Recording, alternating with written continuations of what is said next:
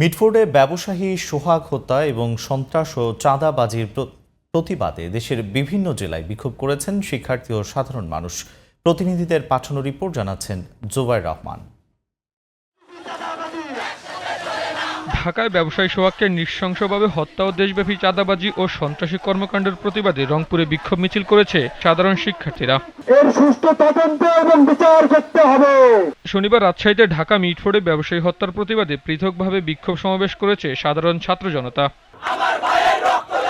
Mymensingh medical কলেজের প্রধান ফটকের সামনে বিক্ষোভ সমাবেশ করেছে সাধারণ শিক্ষার্থীরা। একটা হত্যাকাণ্ড বাইরে আসে নাই, এইটা দ্বারাও আমরা আমাদের যে ভবিষ্যৎ বাংলাদেশ, এটার জন্য একটা অশনি সংকেত পাই। ব্যবসায়ী সোহাগ হত্যার ঘটনায় জড়িতদের দ্রুত বিচারের দাবিতে ঝালকাঠিতে বিক্ষোভ মিছিল ও সমাবেশ করেছে শিক্ষার্থীরা।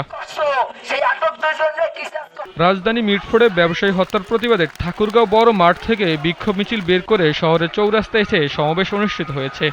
আমাদের প্রশাসন কি করছে এই জবাবদিহিতার জন্য আমরা আজকে আবারও রাজপথে নেমেছি।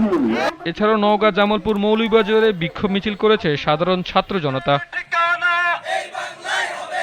Jubair Rahman, GTV news.